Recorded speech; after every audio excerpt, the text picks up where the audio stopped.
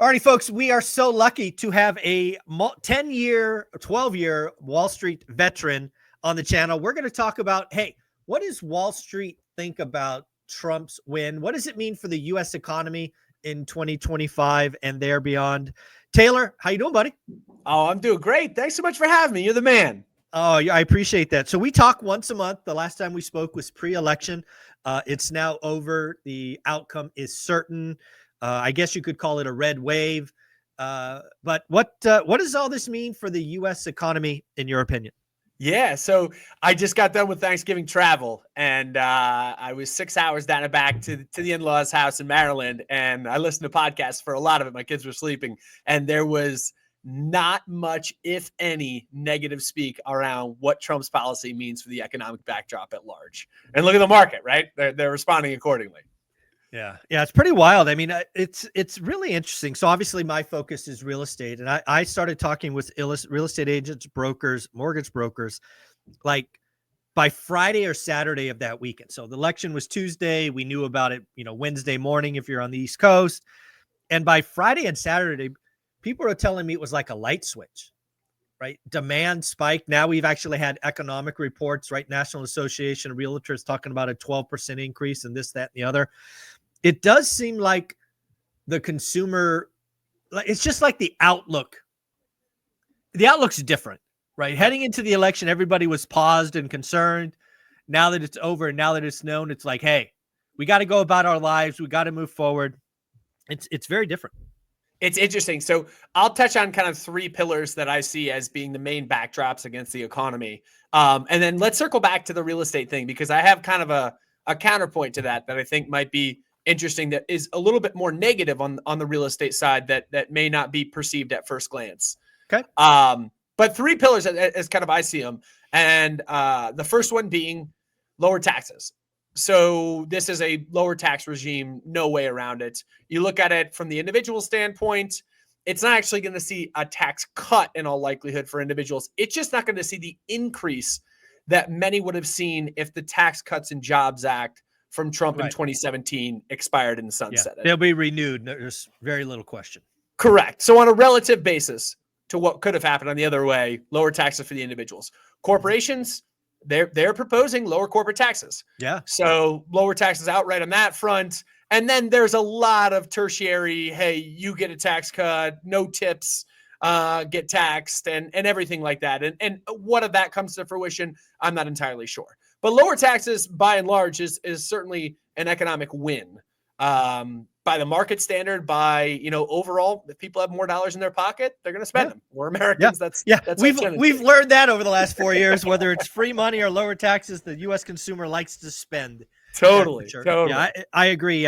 There's very little question that the tax policy will be one of cuts at the corporate level, and again, I think extension at the individual level. And then you're right. There's all these other no tax on tips.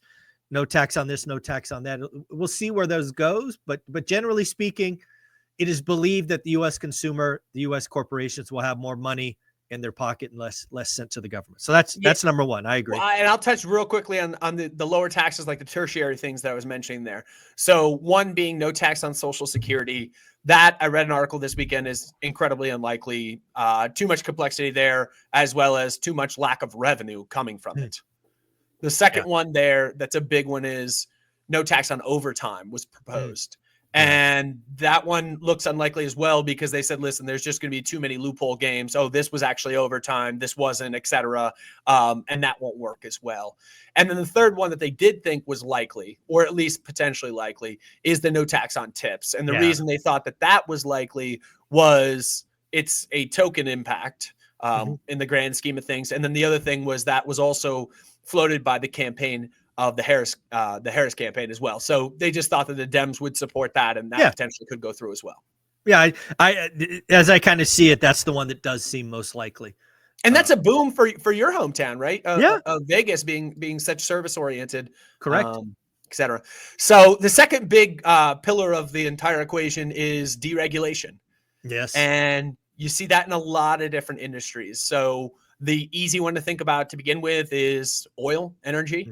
Drill baby drill was Trump's comment. And that was from, however many years ago, but it comes right back up. And I read a really interesting article in Barron's this weekend about how AI was impacting the oil companies, and they've taken their break even from somewhere between $80 and $90 a barrel with the use of AI and other technology as well, but down to $40 a barrel in the Permian Basin.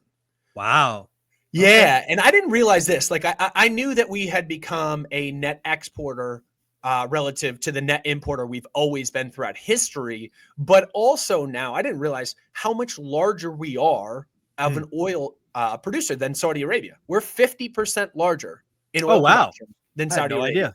I didn't know that either. And so like you think about what that does at large, that takes the 1970s spiral of inflation largely off the table. It really, it really does. That was all a function of the oil embargo we experienced.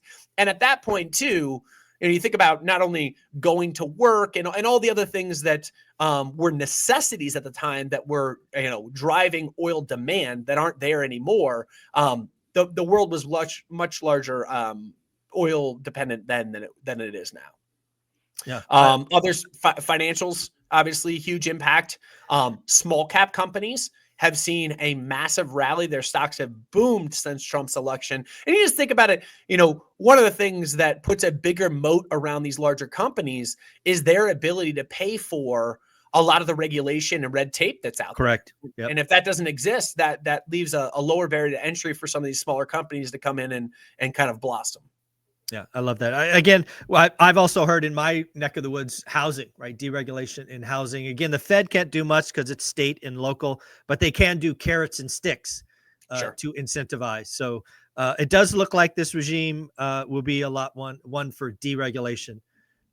Which again, many people are perceiving as a net positive. So what do you got for number 3? I think I can guess. And I think that is the hard to argue that that's not a net positive, right? You look at that in a lot of ways, shapes, and forms, and maybe from an ecological or environmental or something like that standpoint, it could be perceived as a negative, and I won't argue against that. But from an economic standpoint, it's hard to argue that deregulation is not a boom.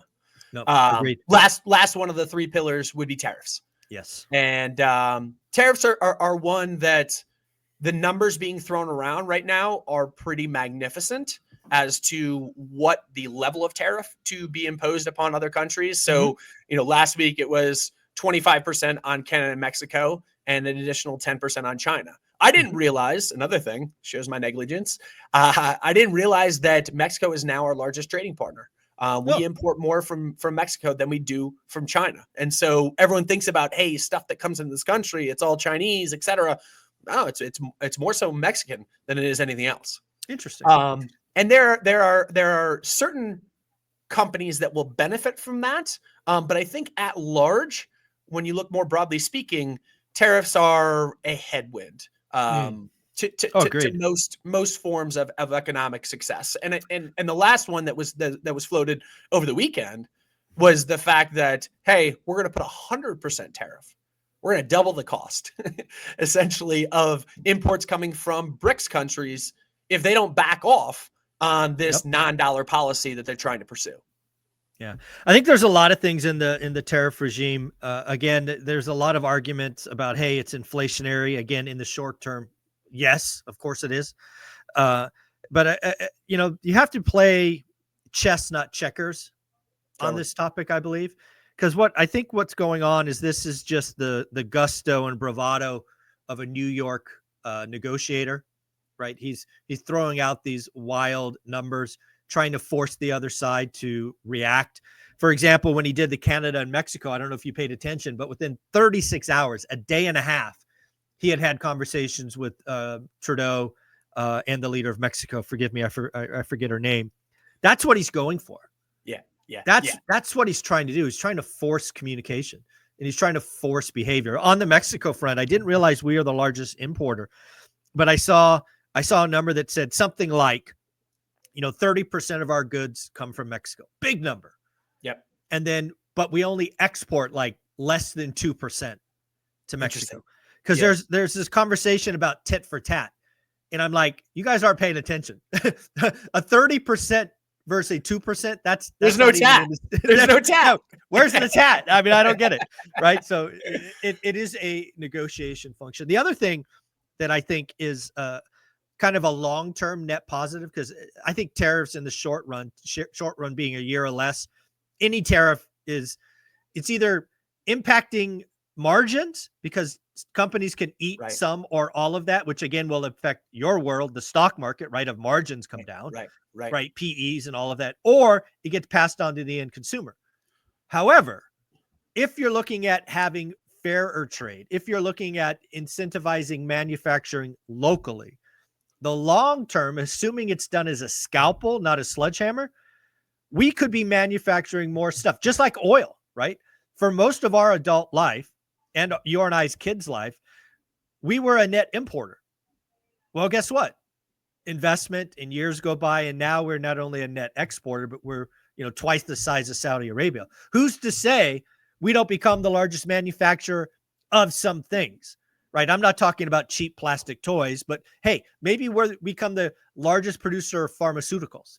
Maybe we become the largest producer of PPE, right? We don't have to rely on people that don't like us for certain things. So I think longer term, if done correctly, tariffs will have us be the largest manufacturer of some things, which I think is a net positive.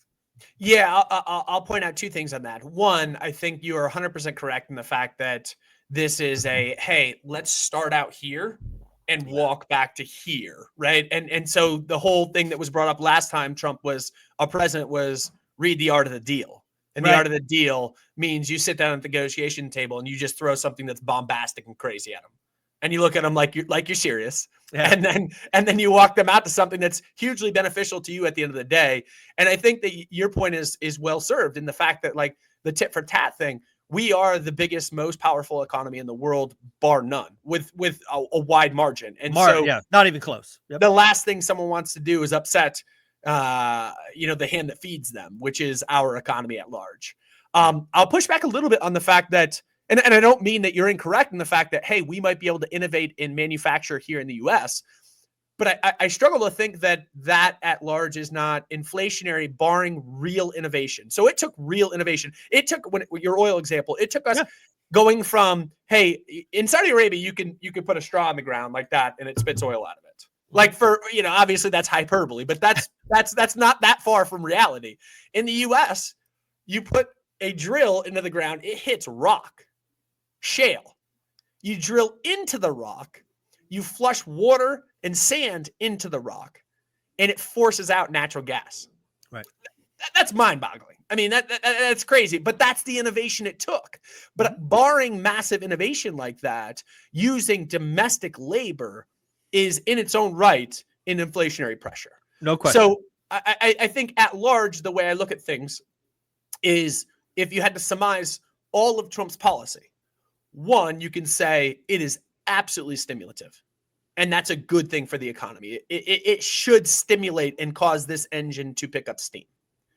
Second point is the risk is it's inflationary. Yeah. So if we put more dollars in all of our pockets, you and I are going to chase around that rare Jaguar that we both want. Obviously, totally hypothetical. Neither of us want a Jaguar, but you get the point of it, of like, hey, whatever it is that you buy, there's more people that can afford to buy it and bid against you, driving up prices. So that's the tax policy. Now, regulation, that could be a net negative impact on inflation. So that's a good thing. But 2 out of the 3, higher or lower taxes, inflationary. And then the third one being tariffs being inflationary. It's hard to make the argument that inflationary pressures aren't more significant if we're able to put through these policies that have been proposed. No, there's no question on all of that. And again, we'll have to see what actually happens on tariffs. Again, I think this is more of the New York negotiator. And again, maybe that's, for all I know, executive order number 1 is 100% tax on China, for all I know. I don't think, given the people that he's been nominating around him, that they're going to let that happen. He's made some pretty good nominations, right? There's that Wall Street guy. So Treasury Secretary. We can talk about the Treasury Secretary. I think the market really liked that pick. one more comment I will make on the lower taxes too. If we bring in less revenue, then that could drive up deficit, and that would steepen out the long end of the curve, which I know this is totally nerd talk, but what that will also do is be a pressure on how much we'll have to pay to incentivize folks to buy our debt. Yeah. And that is another kind of knock-on effect there. That is kind of the second line of thinking that is a pressure with this economic policy. Yeah. Then the last thing I'll say about this, because I do want to get to your real estate comment you kind of teased earlier. Oh, yeah. Yeah, I talked about it. I looked this morning. The odds of a recession in 2025 are crashing. Yeah. I don't know if you saw this, but it's down to something like 32%. Pre-election, it was over 50. I think it was like 58 or something. I think generally speaking, people are seeing, to your point, deregulation, less taxes, all of that is net positive for at least 2025. But yeah, why don't you bring up your real estate idea? Yeah. So it actually just ties into the last comment that I made there. So with higher inflationary, higher growth prospects, what that does is that drives up traditionally the 10-year treasury rate.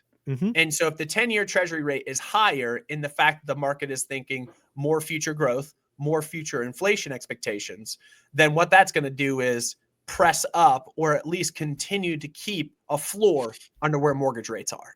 Whereas I think if it went the other way, potentially there was more scare of financial duress, which would have driven down the long end of the curve, and that would bring down mortgage rates. Now, certainly the argument could be made that would also potentially bring down the economy more so, and people wouldn't be able to afford to pay even the lower mortgage rates. But I guess at large, a Trump election means potentially higher mortgage rates for longer.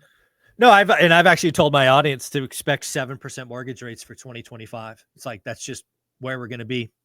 And again, it'll be another slow year. So at the end of the day, Trump victory does mean the economy is going to be changing. It'll be interesting to see what actually unravels. We're going to be talking once a month, which I appreciate. But if somebody wanted to know more about life goal investors, where do we send them? Yeah, go to we're on TikTok and Instagram. We do 60-second clips every day on just, hey, here's what you need to know right now kind of thing. And then go to our webpage, Life Goal Wealth Advisors, and then you could sign up for a call at Life Goal Wealth Advisors /introduction. Awesome. Thanks, buddy. Thank you.